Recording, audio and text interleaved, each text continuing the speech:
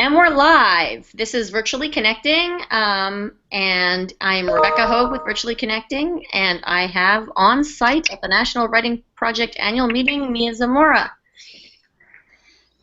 Hi guys. So yes, this is the National Writing Project annual meeting, a gathering of teachers, educators, makers that happens once a year. And we're just happy to share out some of our activity. This is a really wonderful network, and I'm glad to be able to share things. Maybe we should introduce ourselves, right, Rebecca? Yeah, please. Yeah. So I'm Mia Zamora, and I direct the Kane University Writing Project, which is in New Jersey. And I have my colleague Darshana next to me. She can introduce herself. Hi, I'm Darshana Katwala. I teach at Nassau Community College in Long Island, New York, and I'm the director of that writing project site there. Awesome. And Anna, do you want to introduce yourself? Hi, I'm Anna Smith. I'm joining from the National Writing Project annual meeting, and a colleague of mine, Katie Oliver, is going to be coming in here in just a moment. We're trying to find a nice, quiet place to join you from. Excellent. And Terry? My name's Terry Elliott, and I'm not as august as being a writing project leader. I'm a tech coordinator for the Western Kentucky University Writing Project, and I am not at the National Writing Project annual meeting. I am attending from the side and kibitzing as I go this evening. And just briefly, I'm Rebecca Hogue. I'm in sunny Santa Clara, California. I'm one of the co-founders of Virtually Connecting, and I'm a multi-affiliated adjunct professor-ish kind of person, as well as a PhD student studying actually illness blogs and pathography, and we'll talk a little bit about that. But first I want to pass it over to Mia to talk about the National Writing Project and sort of what are your key I guess insights from your last day and a half, and sort of what are your takeaways? What do you want us to know about the National Writing Project? Well, I guess I can start just by explaining what the National Writing Project is to our networks that might not have a context for the NWP. Basically, we are a professional development network which supports writing pedagogy in schools throughout the country and throughout the world, actually. We have international sites as well. There are over 200 National Writing Project sites, and they're mostly rooted in universities. They are rooted in universities, but the work we do is outreach work, which connects with the community and obviously the educators within that local community. So what we work on is thinking about the pedagogy of writing, teaching writing more effectively. And as I mentioned already, we work with educators from the early childhood moment, K through 16 or K through the university. And another thing that I should mention about the writing project that I think is significant is that for the last 3 summers, there has been a connected learning MOOC that's powered or engined by the National Writing Project, and a lot of our networks might be familiar with CL-MOOC, which stands for Connected Learning Massive Open Online Collaboration.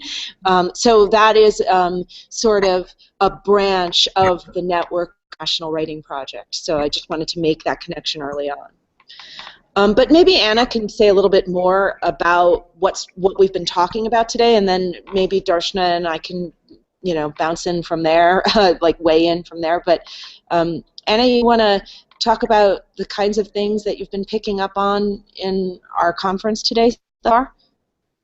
Yeah, and I think, sure.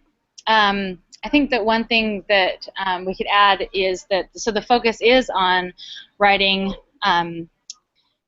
pedagogy and writing, but I guess what do we mean by writing? And the Writing Project generally takes the large view of that it's meaning making, all the ways that we compose and communicate in this world. And so it's writing as not just self-expression, which sometimes people think about, and that is definitely a very important piece of that, but that also that is a form of of all kinds of meaning making that we do, and we can pose with things, we can pose with our bodies, we can pose with all those large. Yes, so Terry, on the side, I just said writing and text in its largest sense. That's a great way to say that.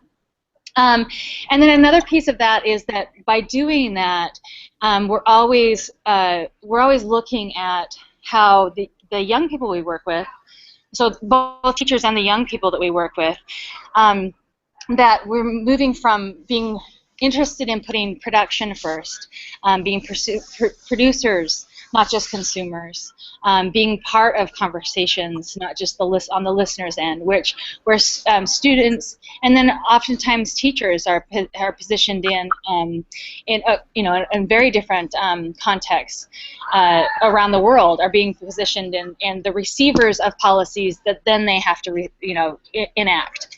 Rather than the ones who are creating and composing those. So there's this composing sense about that. So part of the conference this year, a thread that I've heard, is this network has been built over years of teachers to teachers, building this network of teachers teaching teachers, right? That's another piece that has, all these different rollouts have come from this network about learning from each other, learning from our students that we work with, and moving that forward. And so kind of talking about what's the next generation of that. It has really been more focused on a traditional sense of writing and writing pedagogy, but what does it look like as we move forward? What are the new kinds of partners that we can imagine as we start to imagine, like the history has been, writing in its largest sense, but like moving that, what does that look like as we move forward?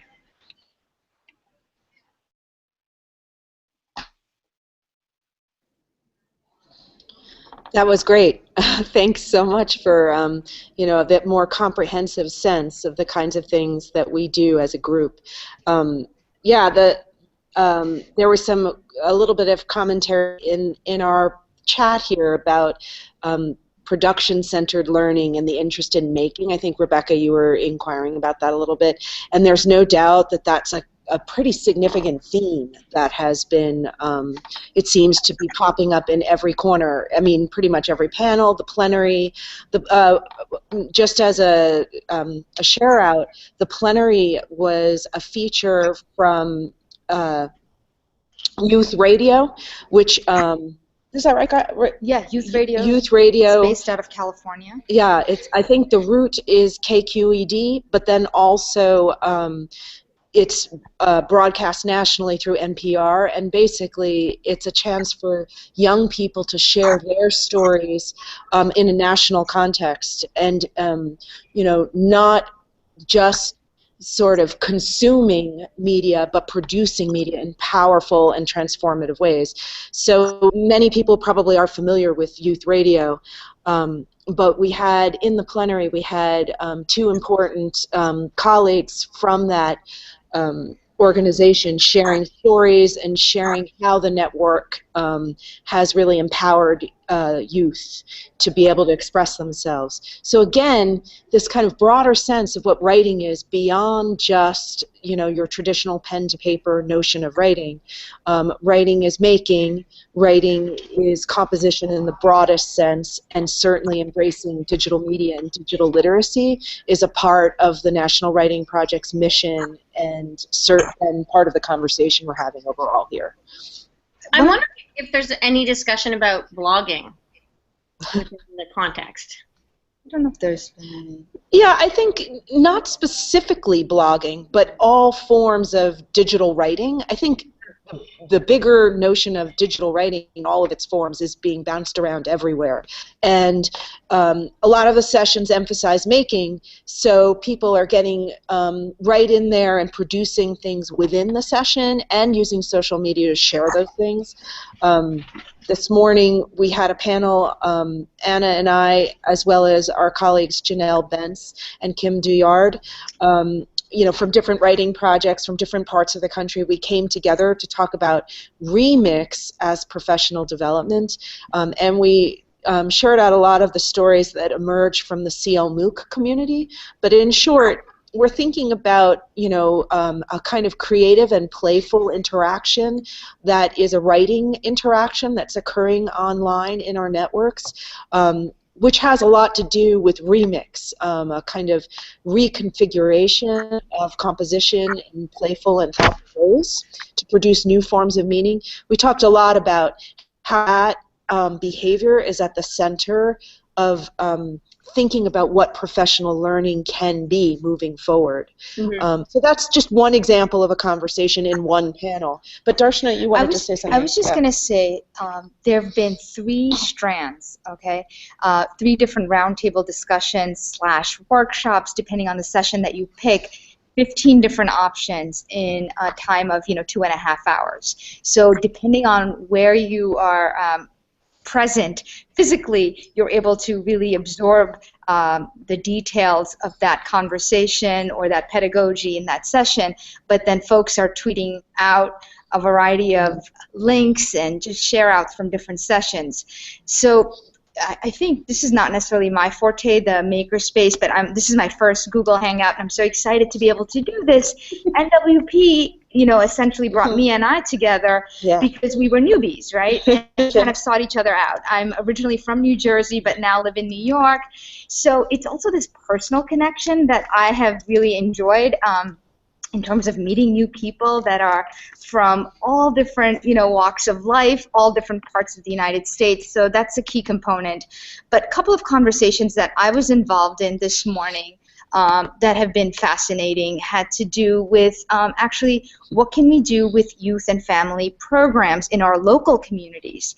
And I presented one roundtable conversation where I'm partnering with a local library to bring in a writing retreat, authors, programs that aren't being offered just because that hasn't been on the table. And because of certain connections and conversations and collaborations, we're able to offer not just programs, but it's an opportunity for students, teens, young people to voice what's on their minds in a very organic fashion. And one of the complaints, at least in my local community, has been that, there's not enough time to write and express what we are thinking about. And because of the confines of regulations, how teachers have to teach X, Y, and Z, and they're on a time schedule. There's different mandates. So it's really been a variety of possibilities, and I'm excited about, just being with teachers from all different areas, subjects, and parts of the country. Sounds good. It looks like Terry had a question or a comment. Yeah, this morning I was on the NWP AM 15 Twitter chat, and one of the things I wanted to do was because it was about collegiality and about what that means, I wanted to see what would happen if I created a collegial space online while that was happening. And I think Janelle was the only person who took me up on it, but I began to think of it later as kind of a stress test, like they do for financial institutions. And I think when you're talking about how we're handing this over to the next generation, I think conferences like NWP failed my stress test. And I don't mean that in any bad way. It's just that they weren't prepared for for virtual people coming in and doing stuff. And what I would like to see is for NWP to be more prepared for folks like me coming in and being a part of the whole NWP conference. And I think there are lots of ways that I've been trying to participate. I went and I downloaded the Yap app that they've got, and that's the first time I've used that. Then I looked up the kinds of things that I would have gone to had I been able to go there. And again, I would like to be able to see stuff available in an app like that where you can drill deeper as a virtual participant and actually, be more a part of it. So I think that's my main contribution to this here tonight, is the sense that we need to do a lot more to be inclusive, and that's a big word in NWP, is inclusivity. So we need to stop thinking of these as the way I put it was that face to face takes all the oxygen out of the room for virtual folk like me. So, and that was obvious. I obviously people's dance cards were already full, right? And they weren't able to, participate in something that I obviously thought was the coolest thing since sliced bread, but which nobody else except Janelle thought was. And we're not ready for that. I'm going to say this: you're not ready for me, and you need to be ready for me. It's interesting because, so just to give you sort of the back scene scenario with the HackPad as a part of the distal collegiality session that we were having, actually, we were having this, okay, so we're having this in face-to-face conversation, and as you said, the dance card is full. We are trying to sort of facilitate a conversation in a face-to-face context, and at the same time, we invited in rather explicit ways the outside to join us in certain ways with like a kind of prompt. What does collegiality look like to you? So one thing I want to mention, Terry, is that we saw that the HackPad was there, and then we basically designated Janelle the aggregator for the HackPad, because basically we had to keep moving through our presentation and engender the conversation in the present, in person. But we also wanted to try to sustain that, so we sort of like delegated with that. But everybody was watching it, and I don't know if it generated in the fashion that you had imagined, because basically she was taking stuff from Twitter and dropping it down into the HackPad as another kind of place of representation through the conversation. But I think probably what you had in mind, which makes absolute sense to me, is a conversation that's happening in that space rather than a kind of aggregation, or I guess the better word is curation of the kinds of things that were cropping up. But I think this is a really fascinating drill down on the things we're all concerned about, because virtually connecting is trying to address these kinds of experiences as well as a community. We're trying to share more and reach more, and also address issues of equity and access in the process. So at any rate, I really appreciate your reflections. Well, a part of it that I'm thinking about it too is like when purposes meet, and what we had are different purposes. So Terry, you wanted to communicate in a particular way. We had asked people to join us in a different particular way. So and that was one session of the 15 that were happening at that time. So other people may not have been aware of why we were even tweeting about collegiality, right? Like, so then there's that purpose that those people are meeting, and then in that session we had, so here we are at a conference, right? That's supposed to have these great conversations. They bring people together, and you have these conversations. There were 4 people that came. So the other reason why you didn't have a lot of people on that HackPad is because there were not a lot of people doing that activity. And so thinking about like access to conferences, there's also this, the distribution of people across the space and which conversations they're drawn to, their purposes for going to different conversations. I love having a small session, because I feel like you actually have a conversation. We all sat around the same table and had this conversation about what are we seeing in the kinds of, when we're looking at professional learning as being connected across online, across different spaces, and then what do we see learning, what can learning be in those spaces? That's why we came up with this. That's why the conversation about collegiality started to happen, and remix, and that we remix with each other. But but I mean, honestly, like, so someone just stopped me in the hallway and they said, "Oh my gosh, your session, it sounded like it was this big, great session," and it's because we were the loudest session on the internet. Right on the Twitter feed, we were the loudest session, but we were I'm thinking we were the smallest, right? So I'm just thinking about voice and at conferences, because it's like, because I followed I've followed feeds before, hashtag feeds of a conference, and like, oh man, I wish I were there. But then I'm wondering what the things that get amplified, the things that get the impressions that we get of each other, and the different purposes that collide and come together. Those are all, yeah. I don't know. It's easy to say, oh, we don't have access if we're not there. But sometimes you have more access to particular conversations than people who were there had access to, because their dance card's full and they're somewhere else. Yeah.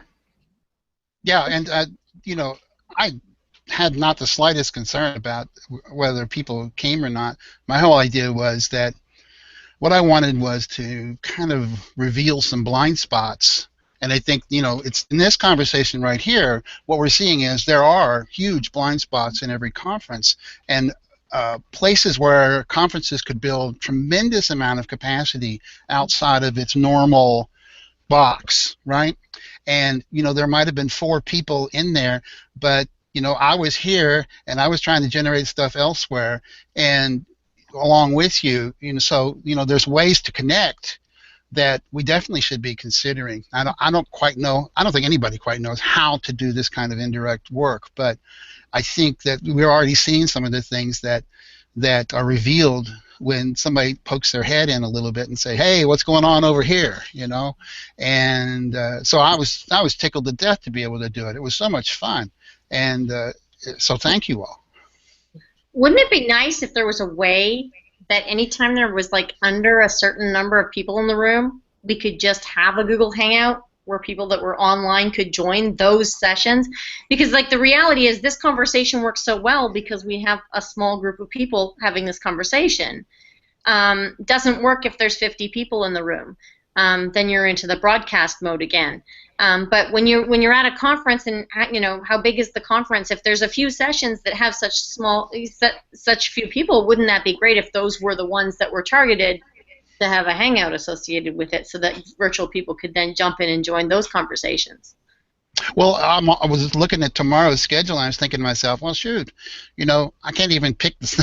I didn't realize that there was, there were basically today was the basic sessions, and then tomorrow is other stuff. And I'm thinking to myself, why don't they just have virtual stuff on the next day, and people can just create their own virtual conference alongside what's already available going on? And it would be, I mean, it's been done. Lots of places. P2PU has done it. I mean, virtual Connect would probably be a place to do something like that.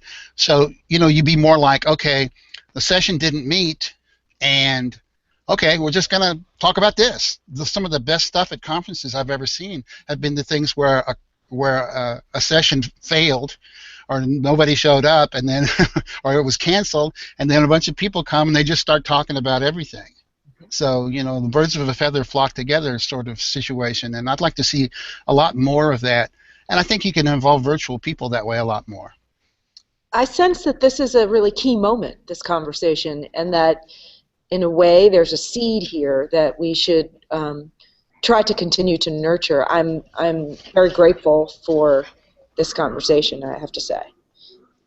I think this is like new territory for me. I'm excited about it, but I feel like I have a lot to learn. And Terry, what you were saying about sort of curating and being in on the conference virtually, I was trying to figure out, when I was doing the roundtable session earlier this morning, there were 4 sessions happening. And I couldn't be part of all those conversations. And I was encouraging folks in the room to share resources or tidbits. And I said I would try to put it all together. But I still don't know what that platform is where I'm going to put it all together, because I feel it's very messy. Mm-hmm. It's not easy to access. And there's just so much information. And I constantly find myself, and maybe because I'm new to all of this, it's just sort of hard to makes sense. It's constant overload, but I'm excited about all of this stuff at the same time. I forgot who called. Oh, go ahead. I'm sorry. I was just going to mention another seed, just because there seems to be an interesting synergy sort of with this one.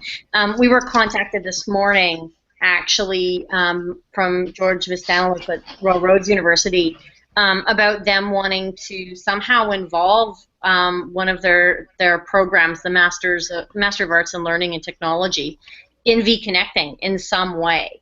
Have sort of the session sort of set up, and I'm thinking that would be kind of sort of an interesting, sort of, again, another one of those sparked moments of how can we sort of pair these things up together to try and create some sort of synergy. I don't know the answer. Yeah, I love that synergy word. I think there you tapped into like this space, this idea that I'm excited about.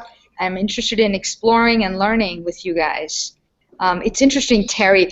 So you're like a familiar face. I've followed some of your virtual share-outs, partly because of the Mia connection, but this is so like exciting to me. I feel like a groupie because here you are on the other side with me.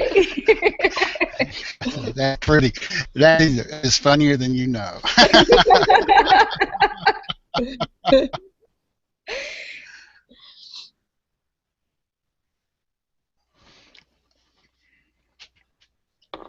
That's called an Irish pause. All right. So, does anyone, Anna, do you want to say anything more about the kinds of things you've heard outside of the session that we did together this morning? Other points of emergence and conversations had that have sparked interest for you?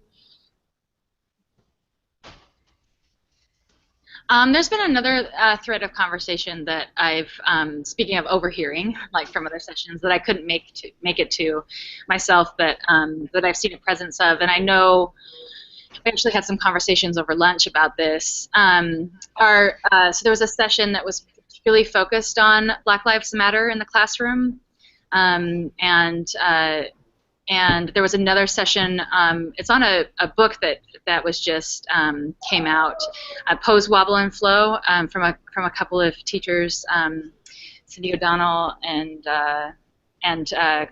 Antero Garcia, and both of those sessions are really focused on how do we have the very hard conversations that we're not great having. Sit in the mess that is really, I guess, the mess of those hard conversations, and make those decisions. And how do we move forward, and not have it be issues of bravery or something to address. In the U.S. context, we're not very good at conversations about race. We're not very good about having conversations about the real impact that that racial discrimination has on people's lives, and so how do we have those? How do we make that more a part of our everyday life and address those? And the other session that was about that things around gender and sexual orientation, and as well as just how hard it is to manage the relationships of, like, the histories that we were talking about this in the hallway, the political histories that come in certain spaces. You know, the histories of people getting particular positions over other people, and like, how do we live together as humans and then move on and deal with that.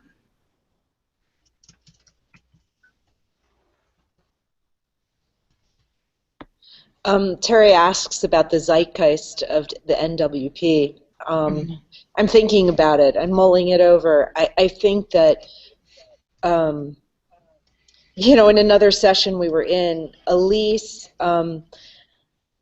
who is the president of the National Writing Project, or the director of the National Writing Project, she said that we're really good at talking amongst ourselves. So this whole business of generating conversations is quite a natural value in this community.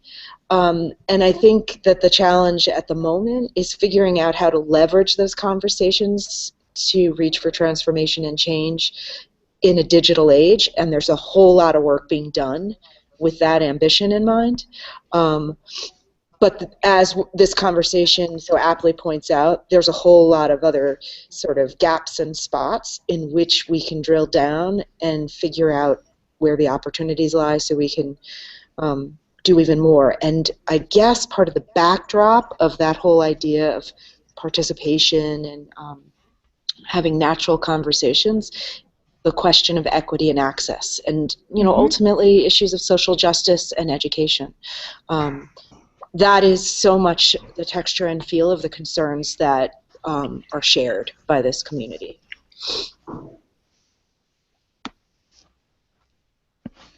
I was looking at the sessions, and I was seeing a lot.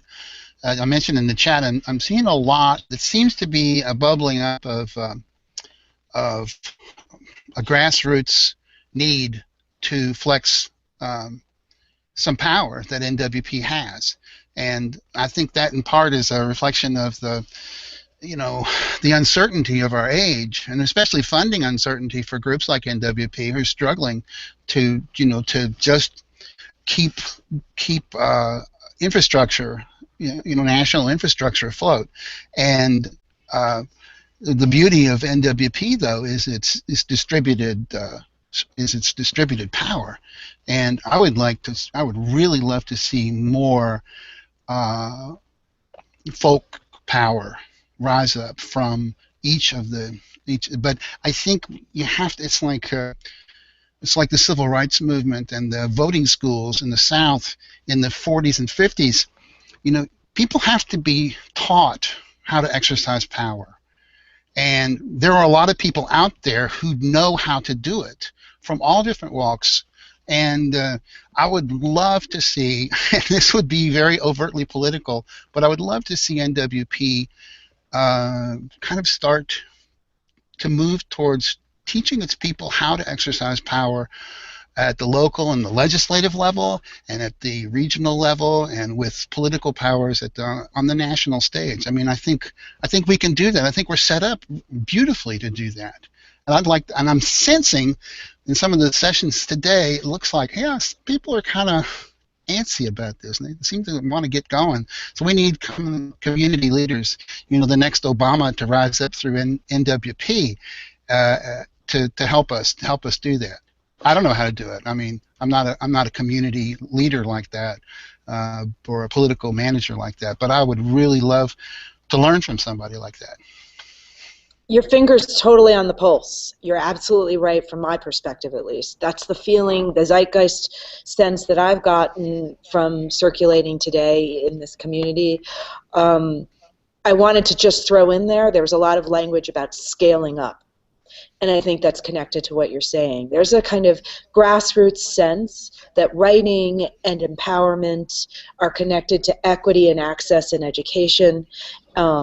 And there's a lot of sort of pointing towards how do we scale up what we know and what we do in a more, in a broader, kind of society-changing kind of way. Yeah. That, of course, is a big challenge, but you're right about what you're saying. So something that might be of interest to, and I don't know if this is U.S. based. It might be, but this might be of interest to people who are not necessarily part of the National Writing Project site, but listening in today on Virtual Connecting. There is a grant that is not directly focused on National Writing Project sites that's coming up, and that's the LRNG grant, and it's focused on it is focused on led by teachers in schools, and having that voice be one that moves some things forward. But it's supposed to be a collaboration across spaces. So different spaces that come in, and it could be a writing project, could be involved or not at all. So what can we be doing in museums in connection to school, museums and an out-of-school organization, and a school, and what can we be doing to? So there's one grant, I think it was in the next 2 years, right? That was $20,000, and it's focusing on how can we help young people see those connections across those spaces and amplify the work they're already doing across those spaces so that we see it. What you know, the adults on this side of the table can see it. And then the 2 years after that, or 1 year, it's the next year. So sorry, that's 1 year, and then the next year, the focus is they'll have another round of 40 different sites that can be on how can we showcase student work, and this is ambitious student work. So the student work that that we know young people can do and that has meaningful impact in their communities, that can involve them in civic engagement, can involve them in this work, and because there's a lot of great work that's done by young people, and then sometimes it might be we might see it amplified in some way, but what are some ways that we can amplify that and really have impact? And so, and that again, that doesn't have to be on that site. It doesn't have to be a National Writing Project site that gets that gets those particular grants. The other ways of funding some work moving forward are connected to National Writing Project sites. But again, one of those grants is a alternative pathways to more leadership roles and voice roles for teachers. What new pathways can we see, can we envision for voices that don't get amplified in teaching contexts? In the U.S., 80% of our teaching population are white, and many of those women. And so there's a lot of voices in our population that are not represented in our teaching voices, and then those voices aren't represented in our policy conversations, right? So what are the different pathways through leadership can we imagine to bring and allow other voices to have access and have more equitable conversations around what does it mean to teach and learn? Yeah, I just wanted to also add regarding the first grant that Anna was talking about, which has 2 phases and is not just limited to writing project sites, the LRNG grant. If anyone's interested in that grant opportunity, you could look it up by just searching LRNG, and also it's well publicized on the Educator Innovator site, apparently. But one thing I wanted to mention there was an emphasis on both in and out of school learning experiences. So there's this sense that learning doesn't end when the school day ends. If in many ways learning is more dynamic and organic outside of a school context. And so there's this real desire to harness those experiences for the youth of our next generation, and connecting that to civic participation. So yeah, that's an important point. To piggyback on what you were saying, Mia, the idea is just to go beyond the classroom walls and tap into organizations, museums, spaces that you wouldn't imagine, even a park, and get teachers involved in leading these initiatives. So it doesn't have to be, as we've stated or overstated, a writing project site that's saying, hey, we have to do this work. It could, the initiative, the impetus could be sort of generated from a variety of places and organizations. The idea is that learning can be ongoing, and you don't have to be defined by the traditional structure of school. Which, of course, is one of those key tenets of connected learning and the connected learning principles. So we see another thing I just wanted to comment on in terms of sharing out what is happening, as I perceive it at least, is that whole sort of notion of connected learning is really pervading this network powerfully, and it's spilling over now a bit. That's what I'm sensing. People are starting to grab at it and get it and move it forward or start to think about how to move it forward in their local context. Even our writing prompt earlier at the plenary was about reflecting and thinking about, what about the writing project do you want to keep on as a memory keeper versus, what part of you wants to pursue it from a maverick perspective. And this idea that there's a lot of change happening, but what is sort of there for you in terms of the infrastructure? What has the organization provided? And the reality is that change is happening everywhere. And what does that mean at the end of the day? Yeah, so in one way, that prompt about memory keeper versus maverick, first of all, you don't have to be one or the other, of course. Right. But also, it's sort of look back towards the traditions that are most powerful in this network, the National Writing Project, which is a well-founded network, as Terry pointed out. It has a kind of infrastructure that precedes the digital age that has been about distribution and equity and access.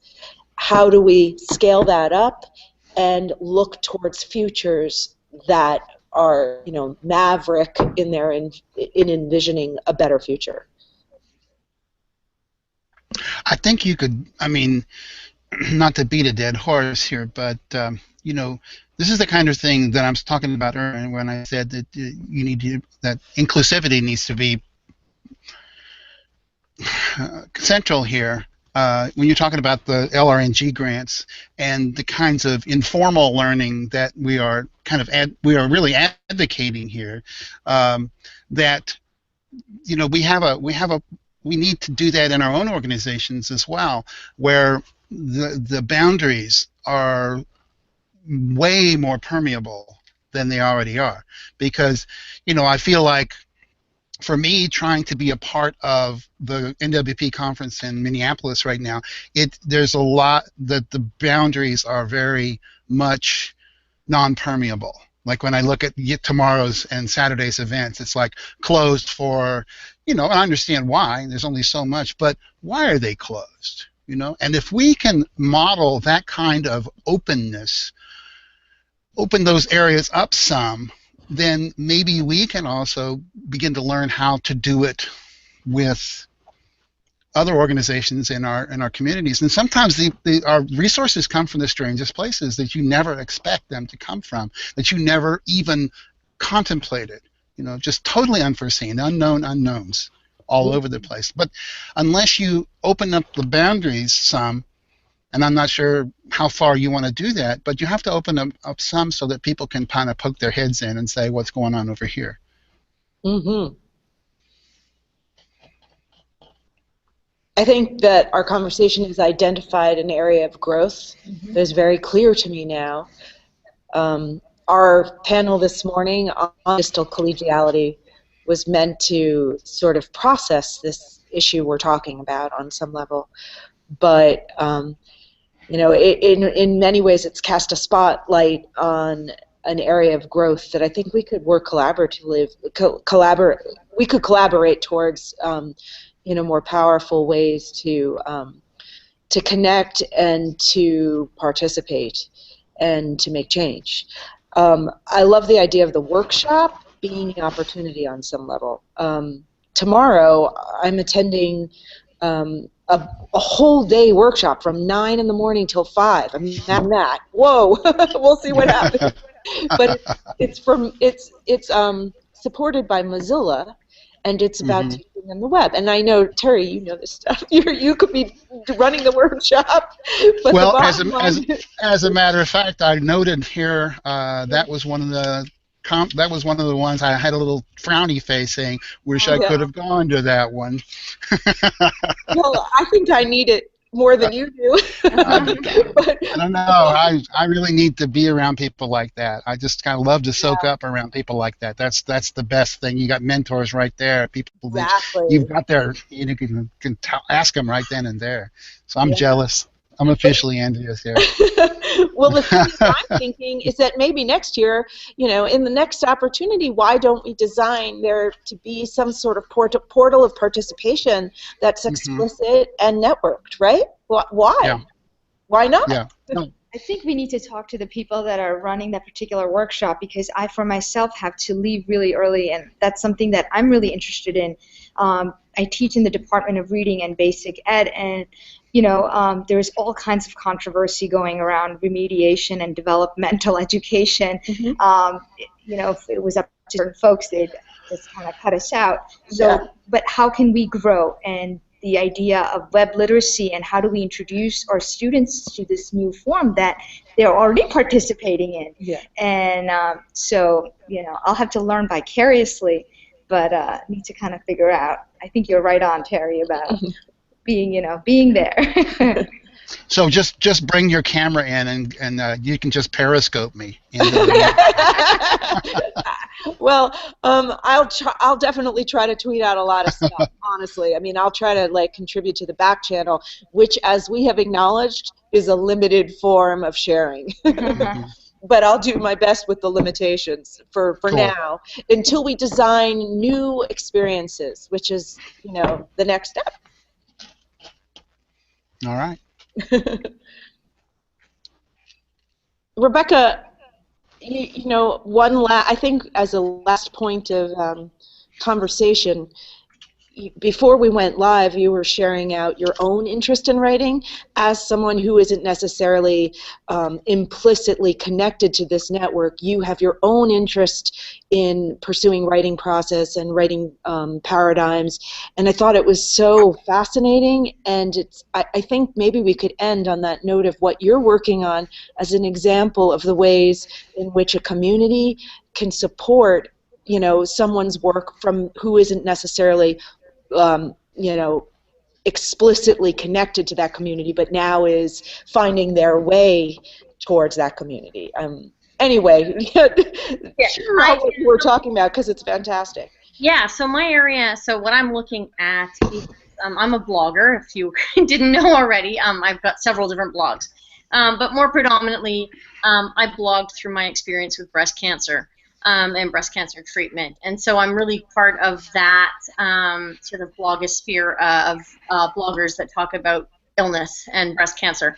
And I've actually, by the way, created a course at shouldiblog.org for anybody who looks at and is considering blogging through illness, the different implications and things like we were talking about digital literacies, the things that you need to think about before you start sharing your story on the internet.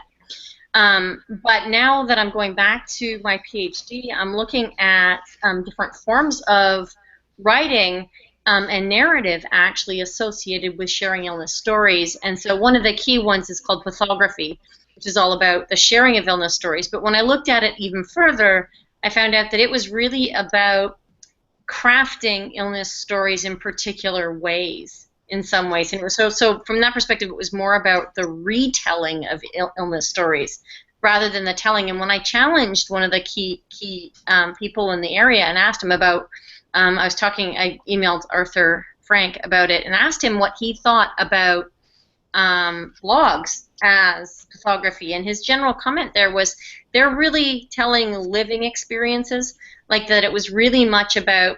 Actually, his comment was more that it was more lived account of what was going on, sort of akin to field notes in some ways. And so, in some ways, in my project, I'm playing with the concept of blogging, but I'm playing with the language a little bit and telling about living experiences rather than lived experiences, because it isn't about the retelling when you're looking at the blogging. It's actually about telling the story in the instance in which that you're in, right? It's not I guess with illness narratives, you retell the story over and over and over again, right? You'll have 8 different people ask you how your day went, right? And you retell it. And story changes every time you retell it. But the blog itself is sort of like a capture of the first story or the initial story. What I'm thinking about is that there's something in writing that is connected with self-identification, empowerment, and maybe in this context, healing. And it seems like the convergence of the act of writing with this will to shape what happened on your terms is a really important nexus point for your project and for your work. But yeah, it's actually interesting because there is a fair bit out there on sort of the therapeutic aspect of writing itself. And there's actually therapies around it, writing therapy, but they're typically more, again, about that journaling and inward journaling, where writing for a blog is outward journaling, right? You're journaling for an audience. There's an intent that somebody else is actually reading what you're writing, which actually does cause you to filter, right? Because every time I type something to put into my blog, I have to think, how is this going to affect my mother? How is this going to affect my mother-in-law? What are my family members going to think? What's my husband going to think about what I just shared, right? That kind of stuff.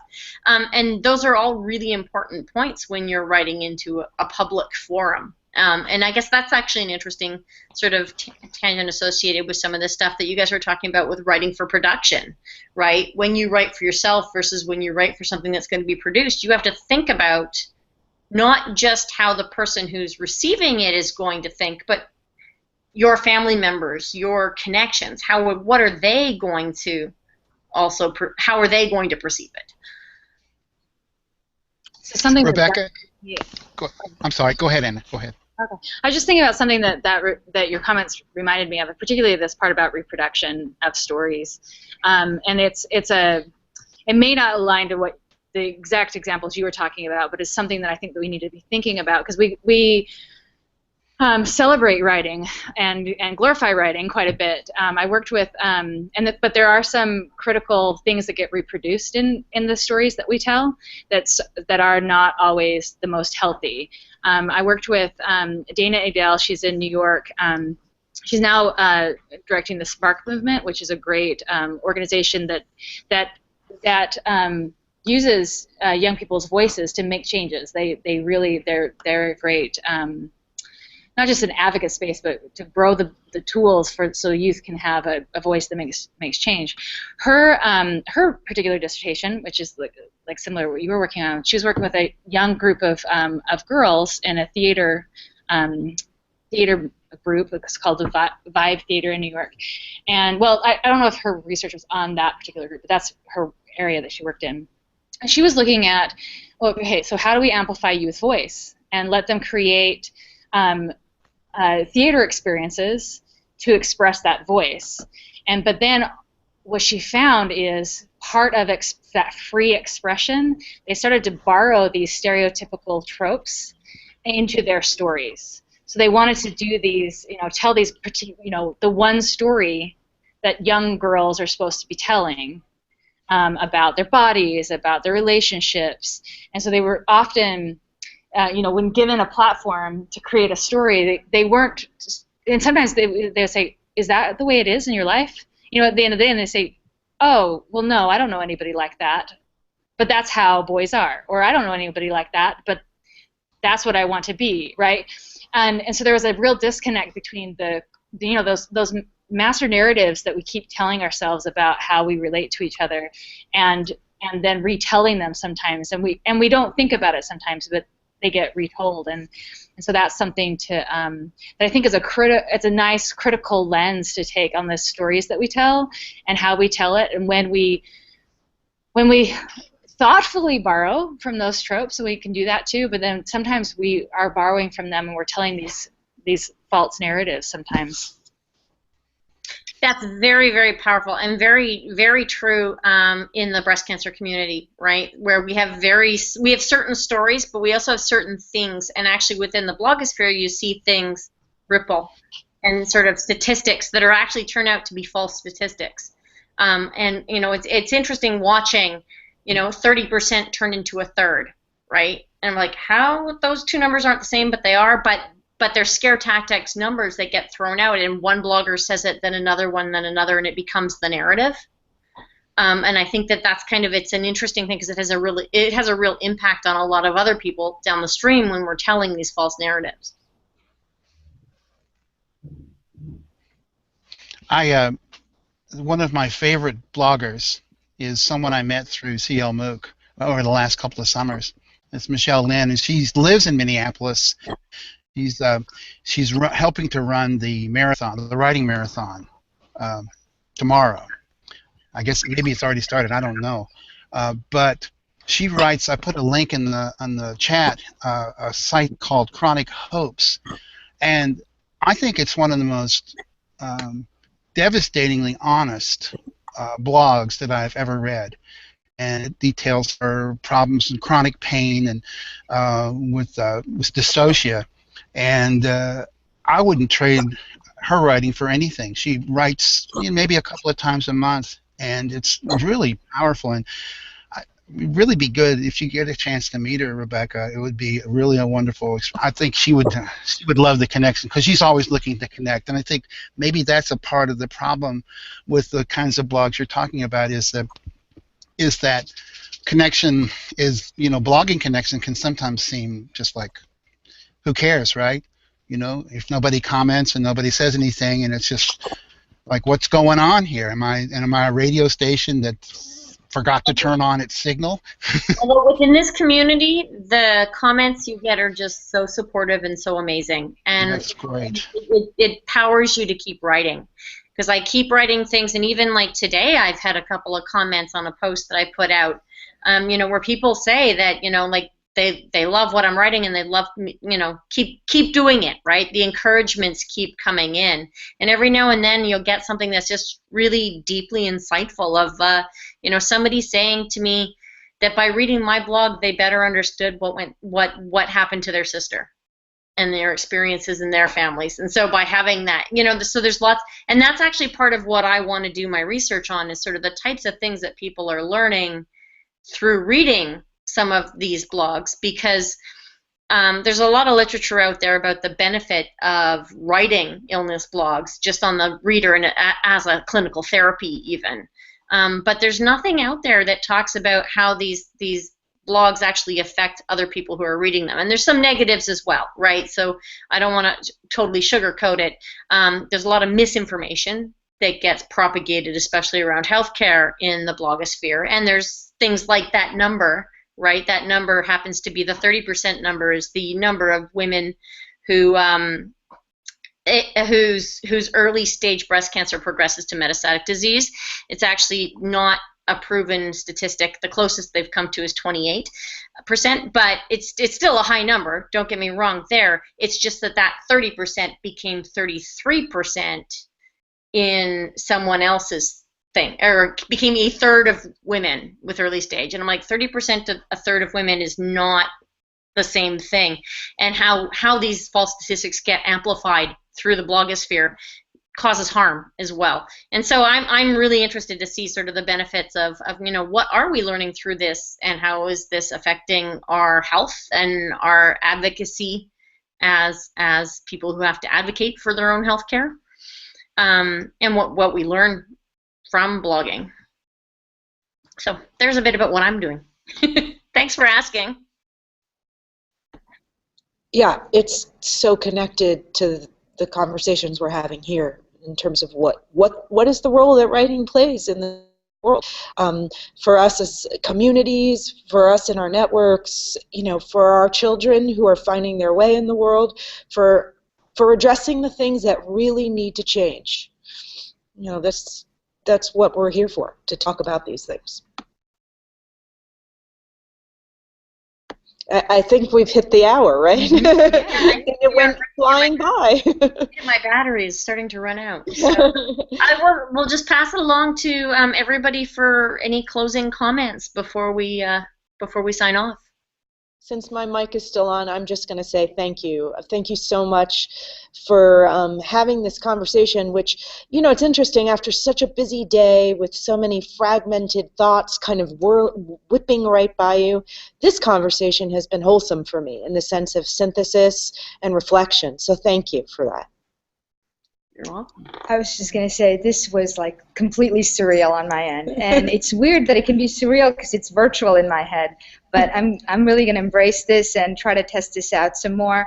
One of the threads that's really in my head is, what matters, and on so many different levels. And I think this conversation generated just so many ideas and thoughts in my head that are just percolating. So I feel like this is just the beginning. Thank you for, including me.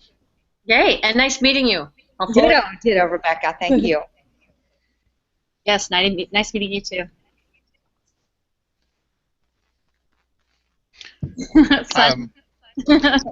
Well, just the last thing to say is that one of my favorite writers is James Carse, and he wrote a book called Infinite Play.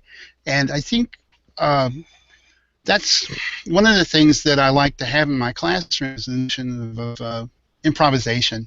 and not everything is all locked down. And that's what I liked about the conversation tonight. Was we were at play in the infinite sandbox, and the cool thing about a sandbox is, you know, when we're all done, we can just put the top on it so the cats can't crap in it, and then we can open it up later so that we can all play again, and then we can erase everything and come back at it again. But the real things that are happening are in each of our hearts and minds that are opened some way by the conversation, and you know, it just makes me feel great. I wrote down making permeable conference. That's the thing. That's my takeaway tonight, and I didn't have that before I started. So thank you all very, very much. Yeah, thank you too. Thank you. Good night, guys. Good night. Good night. And now I hit the stop button. Bye, everyone.